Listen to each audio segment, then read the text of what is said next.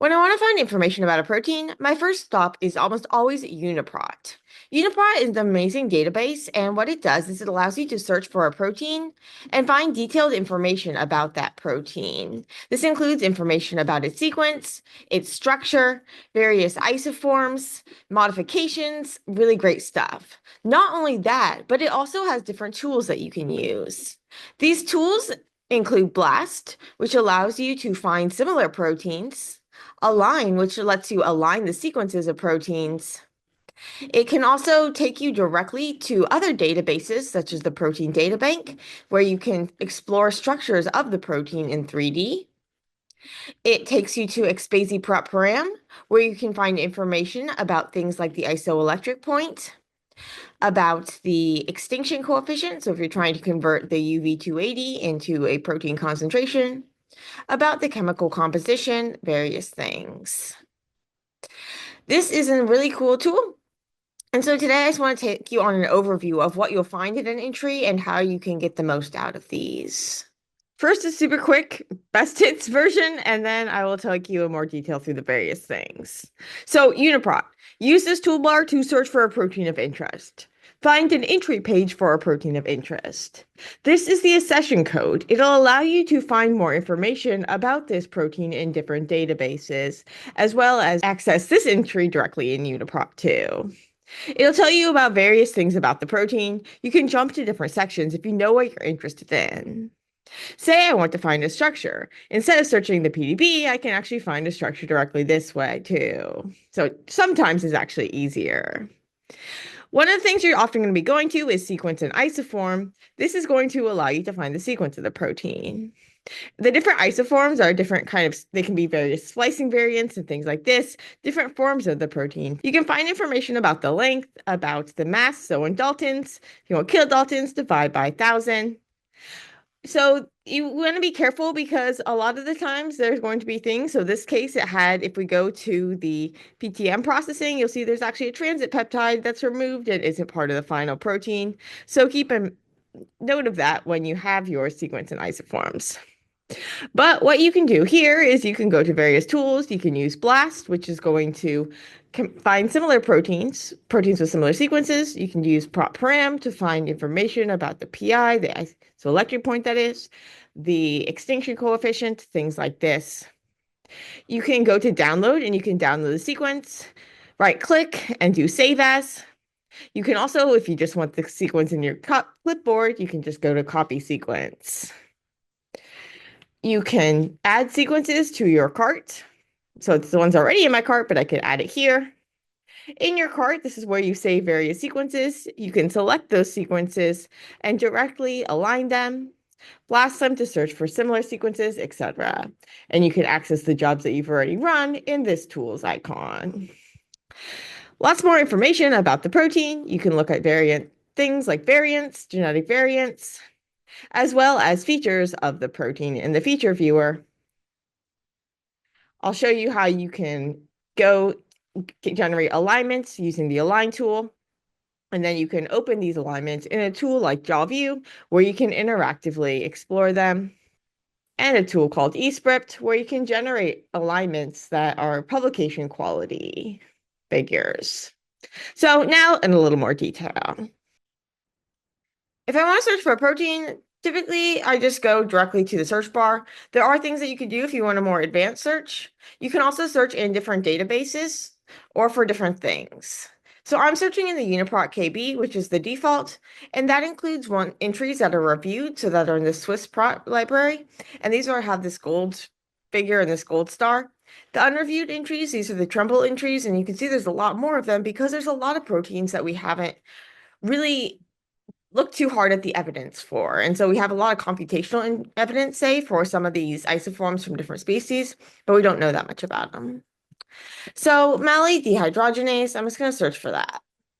And you can see that these entries are going to be the SwissProt, these reviewed entries, these gold ones, because people care a lot about malate dehydrogenase, and the ones that show up first are often the ones that people care most about. So the species that we know the most about in these model organisms, that sort of thing. For the sake of this, I'm just going to choose the human one. But wait, there are two human ones because we have a mitochondrial version and we also have a cytoplasmic version. Now you can see that I have there's this little basket icon here. This means that I've added them to my basket. So your basket is up here and it includes all of the entries that you've kind of highlighted to keep. It's not going to charge you anything. That's not that sort of basket. It's more just so you can keep track of the entries that you want and have them for easy access.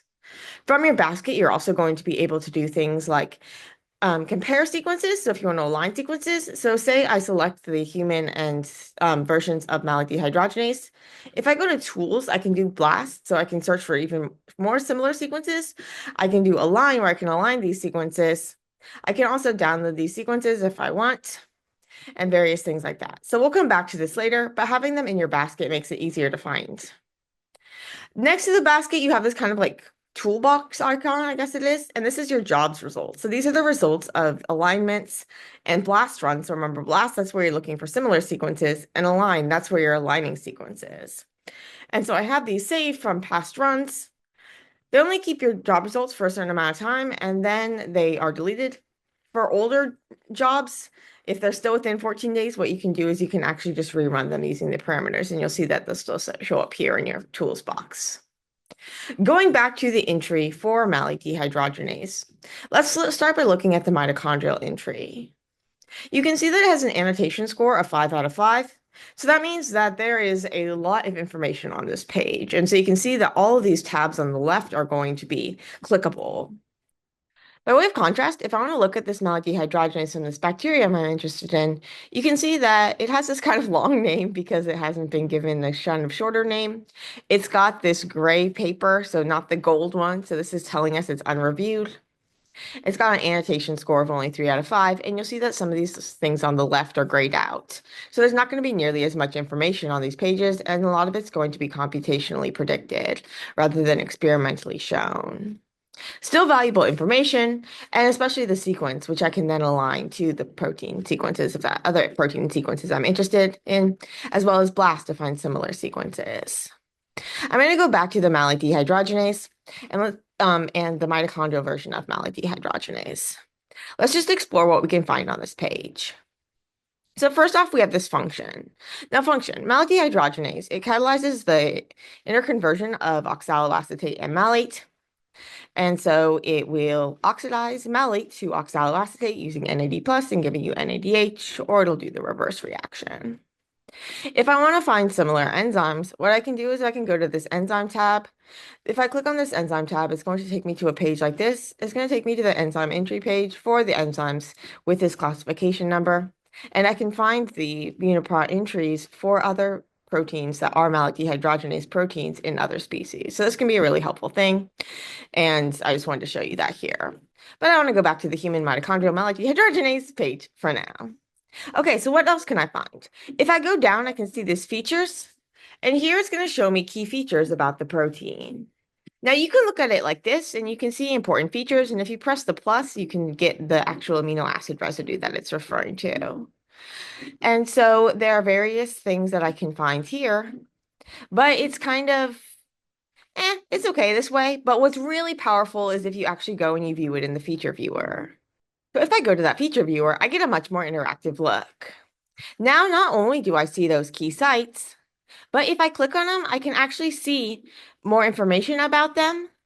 And if I scroll down, what it's actually doing is it's taking me to that site on the protein structure in one of these PDB structures.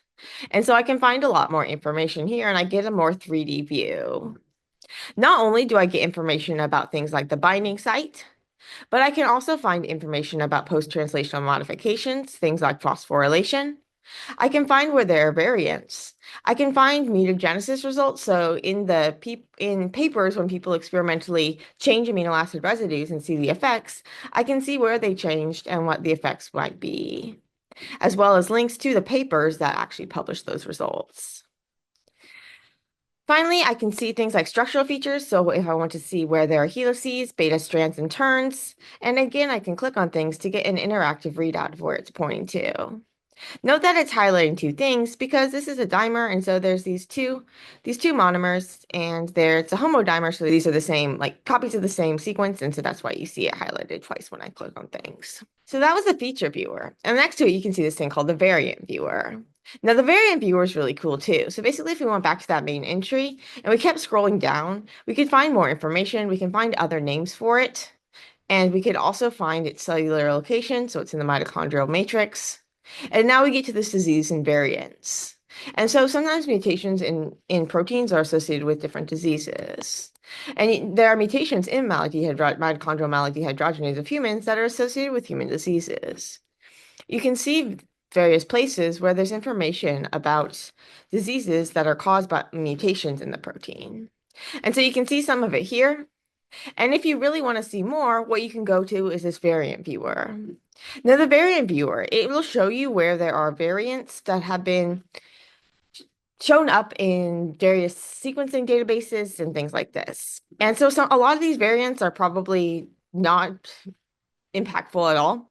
And so there are these ones that are like likely benign or benign or very simply just variation, natural variation that don't have an effect. But then there are also ones that are likely pathogenic or have been actually shown to be pathogenic. And if you click on these, you can see some of these variants in more detail and more information about them. And you find that some of them have actually been associated with disease, whereas others have been found to be benign. And some of them it'll take you to papers where you can find the evidence for those claims. For example, this mutation that causes a glycine to an arginine amino acid substitution at position 37 has been associated with developmental and epileptic encephalopathy. And you can find the publication that reported that effect. So cool things in this variant viewer. Again, this is because this is a really great reviewed entry and there's a lot of information about it. If you have a protein that is a lot less known, like this malic dehydrogenase from this bacillus, you'll see that the variant viewer is going to be grayed out because there's not information about variants. I still, however, can look at the feature viewer, but I'm going to find that there's a lot less features. Additionally, I'm not going to find the structural information as much because all that there is the AlphaFold predicted structure. The sites are also going to be computationally predicted based on their similarity to other sequences. So there's this basically automatic annotation that says, okay, well, we know that in malic dehydrogenase proteins, this part of the protein that matches the sequence is going to be the part that, say, binds NAD+. So this is more predicted information. You can see that there's various things that are grayed out, but if I'm on a well-annotated entry, well, now I have a lot of information I can find. So if I keep scrolling down on the page, what else can I find? Go ontology or Go annotation. So these gene ontology, this tells you about various processes that the protein is involved in. And so you can see it's got oxidoreductase activity. And what else? It's part of carbohydrate metabolic processes, generation of precursor metabolites and energies. Basically, these are various terms that are associated with this protein so that when scientists get a big list of protein like hits or something, so they're doing a screen and they find various proteins that are involved with something and they want to see what those proteins have in common, they often want to look and see what those proteins are involved in. And rather than go through the entries of every single page, if they have a sort of list of terms that are associated with that protein, that can kind of help them see what overall processes are being affected. Okay, so that's that.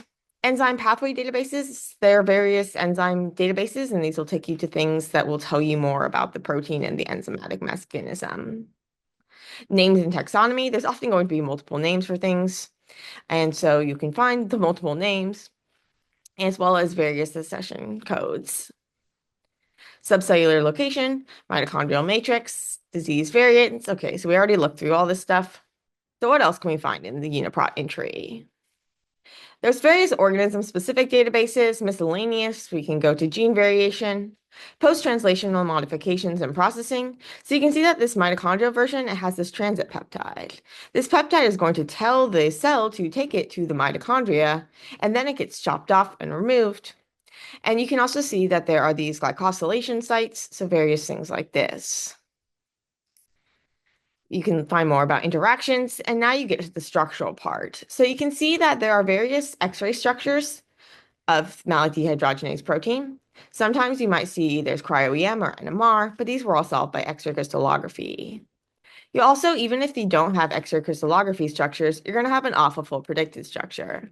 So even that malic dehydrogenase from Bacillus thurensis, it is not going to have any solved crystal structures, but it does have this AlphaFold predicted model. And this will show you there are regions that are high confidence as well as lower confidence regions. In terms of the malate it also has an AlphaFold predicted model. And this AlphaFold predicted model, what you can see it's got this big squiggly part. And if we look at that, that's actually going to correspond to the transit peptide, which gets removed from the mature versions. So you can see that this had 1 to 338 as the amino acid residues covered, whereas these were 20 to 338 because they have that mitochondrial transit sequence chopped off. So this is actually like the full-length mature protein, whereas this is kind of the immature protein, and it's the predicted structure. You can find links to other databases that have information about proteins in the same family or proteins with similar folds. And now you get to the sequence and isoform. Now, sometimes this is all you want to know about a protein, and you can go directly to the section. You can easily find the different sections in the bar on the left, so I could have just gone directly to the entry and gone to sequence and isoforms. So isoforms, these are just different versions of the sequence. The first isoform that is shown is going to be the canonical sequences. There can also be different versions that say have alternative splicing. And sometimes there are going to be computationally predicted isoforms, which might not actually be biologically relevant, but have been found to be possible or have been found in various sequencing or proteomics types things. And so we don't really know the significance too much of them, but you can find them here. If I want to show the sequence of this, I can see that, so this one is differing from the canonical. So the canonical, this is the first one it's going to show you, and it's often the main one. And you can see that this one is going to be missing a part of the sequence. And in fact, if I wanted to, what I could do is I can align the isoforms, and that'll allow me to see where the difference is in a little more detail. I'll take you into a line in a minute to show you an example of aligning different sequences. What I can find quickly is I can find the length, so the number of amino acids, the mass in Daltons. Often we're talking in kilodaltons, so we would say that would be 35.5 kilodaltons, approximately. And now we see the sequence. If I go to download, this is going to let me to download the FASTA sequence of the protein. And this is going to show up in a window like this. If you want to actually save it, all you have to do is right click and go save as, and that'll save this as a text file that then you can go and open in various programs. You could also, if you want, copy the sequence, and that's just going to copy it to your clipboard. Right now it's already in my cart, but if it wasn't in my cart, I could just press this button and add it to my cart. So for example, if I wanted to add this other isoform, I could add it to my cart easily. And now you'll see that this is going to show up 18 in my cart. And if I come over here, I should find that it's on the bottom. But I don't really want this in my cart because I don't want to confuse things later, so I'm just going to remove it for now. I could also do things like highlight, but there's better ways to look at things later. But if I just wanted a simple view, I could highlight the polar or hydrophobic residues. What else can I do? Okay, so I can come over here to tools, and now I could do various things. Blast, this is going to let me find similar sequences. Prop param, this is going to allow me to find biochemical information about the protein, such as the amino acid composition, the theoretical isoelectric point, the extinction coefficient, things like that. You can also, if you want to do this compute PIMW, it basically just takes you to prop param. There are also various things where you can see where it might be cut by different proteases and different peptides that might be generated. What I want to do for now, first let's go ahead and let's go to prop param. So if I go to prop param, what you'll see is I'm going to get a page that looks like this. And note that prop param you could also access directly. And this could be really great if you have a protein that has a different sequence. So maybe you're doing something in the lab, you have some mutagenesis, and the sequence is going to be different, or you have a truncated version. You could easily go to prop param and just enter a sequence. But if you go directly from UniProt, you'll see something like this. Now, as I was mentioning before, the malate dehydrogenase, this mitochondrial version has this transit peptide that gets removed. So the kind of mature version is going to be this chain that's in bold. I can now click on this. If I wanted to find information about just a different portion, I could have changed that. But I want this just normal mature version, and now I get the information about it. Now it's going to give me the number of amino acids, but see, it's a little lower because it's taking into account the fact that that beginning part was removed. It tells me the theoretical isoelectric point, and so it's 8.54. So it's slightly basic. So isoelectric point, that is the pH at which your protein is net neutrally charged. And so below that, you're going to have a positive charge. And above that, you're going to have a negative charge. So if you're at a pH of, say, 7.4, well, now you're going to be below that. And so you're going to have an overall positive charge. It'll tell you the number of different charged residues, the atomic composition, the number of each amino acid, and importantly, one of the things that you often be coming here for is the extinction coefficient. The extinction coefficient is going to allow you to convert the UV280 absorption to the concentration of the protein.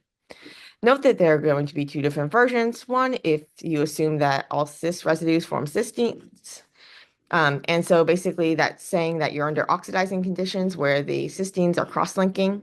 Typically, you're going to be in reducing conditions. And so in the lab, say you're using DTT, and your cells are using glutathione. Those cysteines are typically going to be reduced, and so you're going to want to use this extinction coefficient, and more on that elsewhere. But that's ESPript param.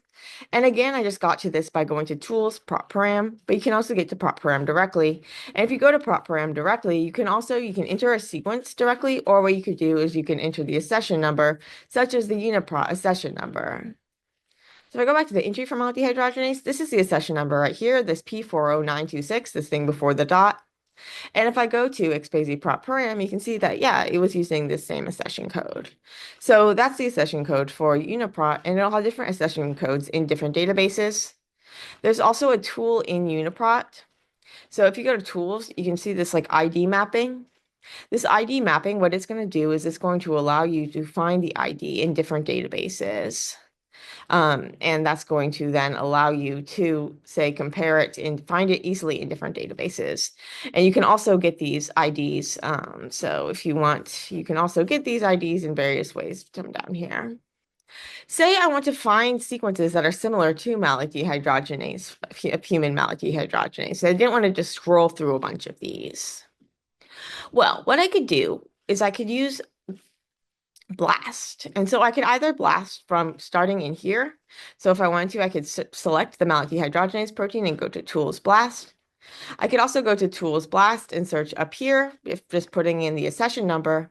Or what I could do is I could do it directly from the entry for malate dehydrogenase.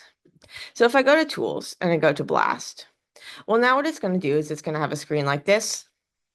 And it's going to allow me to put in a sequence and then search. So I can search for different target databases again. I'm just going to do the default. I can restrict it if I want a certain number of hits or that sort of thing. Note that it's using BLASTP, which is going to compare the protein amino acid sequence to a database of other protein amino acid sequences. I can also do things like filter low complexity regions, various things. I can use different scoring matrices. I'm just going to leave it simple for now and go and run BLAST. Now you can see I have my current tools and my past tools. And remember, you can find the jobs that have been run in this toolbox icon up here. You can then move away from the page and not have to worry about it. What I'll find is that I'm going to get a page that looks something like this, and it's going to take me to the entries that are going to be similar.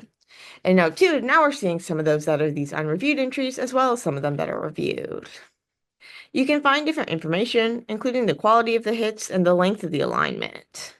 So you can see that a lot of these are going to be missing the beginning sequence because remember that beginning sequence is part of the transit peptide. If I wanted to, I could restrict it to just the reviewed entries. So I've restricted it to reviewed. Now, with the reviewed ones, say I wanted to just search for ones that were 95% similar. I can see there are 5 that are 95% similar or less. I'm just going to keep it to 100 for now. And so some of these will be identical, but that's okay. If I select these entries, what I'm going to go is I can do different things. One is I can just download the sequences if I want, and I could also download various things about them. But that's not what I want to do for now. For now, I just want to go to Tools, and I want to align the selected results. Right now, it's going to just list these. I can also add additional ones here if I want. I can do various things like that. I can change the name of the alignment. I'm going to keep things simple, and I'm going to align it. My job's completed. I click on the completed, and now it's going to take me to my alignment. So right now, it's just basically highlighting the ones that are different and the kind of extent of their differentness. So I can highlight it by different properties too. And so if I wanted to do the biophysical properties, so if you have things that are hydrophobic, say, versus hydrophilic, positively charged, negatively charged, all that stuff. And so there are various highlighting you can do, but I'll show you a different tool, Jalview, where you can kind of do a little bit more with that. What you can also go is you can go to trees, and this is going to show you the phylogenetic relationship between the different species. And you can find the entries for these pages as well. You can also see the percent identity matrix, and this is going to tell you kind of so you can see these are all really, really similar, but you can see that some of them are going to be more similar than other. And you can look at the kind of pairwise relationships between the different ones. One thing that's nice is that it will actually overlay some of the functional and structural information about it. So you can see that it's highlighting the transit peptide. I can also highlight other properties. And so highlight properties, that'll take you to physical properties, structural properties, things like turns and buriedness.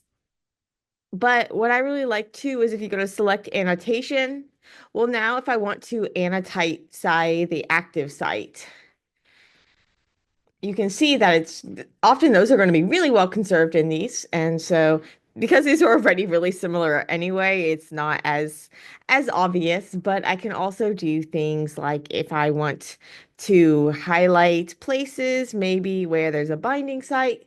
And again, these are often going to be regions that are going to be really well conserved, even if the sequences overall aren't quite so similar. If you wanted to, you could align different malodehydrogenase proteins and see if that was still conserved. So I recommend you do that yourself and see where there are regions of high and low conservation. Now, conservation's even better to explore with a tool like Jalview, which will actually give you a conservation score. There are limited things that you could do with the aligned results in just UniProt itself, which is why you're often going to want to download it and import it into another thing. Typically, what I do is I download the resulting alignment in the cluster format. If I press download, it's going to take me to a page that's going to have the sequences. I can do save as, and it'll save a text file. I typically save a text file, but you can also just use this URL directly in some tools like Jalview. You can just copy and paste this URL into the inputs field in Jalview, and that'll get you the alignment that way as well. You can tell that even when you have numbers, say on these alignments, they're not very helpful because they're at the end and it's hard to know what amino acid number is this right here. However, with Jalview, you can more interactively see things. And so Jalview is really, really great and will take you to there in now. More on this elsewhere, but it's got a desktop version and it has a version that you can use online. And so I'm just going to use the online version for now. What I can do is I can open that alignment file right in here. With Jalview too, not only can you upload the file, but if you go to input alignment, you can also just copy and paste that URL that you had. But you're often going to want the file for other things, so I recommend just saving it to your computer. So you can see here, I have my sequences up here, and now it's going to show me various things about it. And what I really like about Jalview is a few things. One is that it'll show you the conservation, so how well the residues are conserved in these different species. It also kind of gives you a consensus sequence and things like this. If they're known structures, you can go and you can choose one of these, and it'll actually then map the information onto that structure for you. So when you're clicking on things, you can actually see them show up on here and vice versa. If you're using the desktop version, you can actually go and you can find 3D structure data if there isn't one that's already available. What I can also do is I can go to color and I can color by different things. So if I want to color again by like cluster, which tells us about the sequence features, I can do hydrophobicity. I could do term propensity, strand propensity, various things like this. And what's really great too about the Jalview is it's interactive. It has a lot more things you can find, and you can more easily find the numbers for the various residues. So if you want to do an alignment for like a paper or a presentation or something like that, I recommend using ESPript, and it'll allow you to make nice, high quality, publication quality alignments. If you go to gallery and outputs, you can see that there's different You can do a lot of more fancy things with it, color it in different ways. It'll generate a PDF file as well as a PostScript file that you can open in a vector graphics software program like Adobe Illustrator or Inkscape and annotate further that way, which I often do. It also, if you go to this EndScript tool, it has some cool things for mapping onto structures and looking at structural conservation as well as the sequence conservation. And so more on that elsewhere, but it's a nice tool. I'm going to stick to ESPript for now. If I go to run ESPript, they note that they have like a tutorial that's really helpful if you want to figure out how to use this tool more. And you can also do example files. I'm just going to use this beginner mode. If I go to advanced or expert, it's going to give me more options, but I'm just going to stick with beginner. Now I can choose my alignment file. So I choose my file, and now it's going to allow me to choose my PDB structure. Now, I'm going to go back to my malate dehydrogenase entry and find a PDB structure this way. So note that you are going to want to actually explore the PDB structures a little more before you use them. But one that I often use is going to be this 4WLO, and so I'm just going to use that as session code here. So if I go back to ESPript, now I can go to 4WLO and retrieve the data. Now, what I have, if I look, I can see if I go back to my alignment, my human malate dehydrogenase, which corresponds to that structure, is actually the second one in my list. So I'm going to do a little trick here. If you go sequences to display, you can change the order of the sequences that are displayed. And so what I'm going to do is I'm going to go to all, so it'll display the second sequence first and then the others. That way it's not going to get confused that the PDB file corresponds to the human mitochondrial one. I press submit, and it works really fast. Now it's going to give me a PostScript file, which is really great if you want to open it in a vector graphics software program in order to annotate it further, or a PDF file. If I open this, well, now I can see this great alignment that's showing me the places where the structures are different. I can see the overalignment of the secondary structure elements, so the alpha helices and the beta strands and turns and things like this. And again, if I went to those advanced options, I could color it in a lot of different ways, and I could highlight different sorts of things. This is all very similar, but you can also do alignments that are going to be not quite so similar. To make things a little more interesting, let's go back to UniProt and let's go back to my basket. So I have a bunch of stuff in my basket. Let's compare the bacterial and the human malate dehydrogenase protein. So I can just select the ones that I want to align. Now I can go to tools and I can align them, and I can align them this way.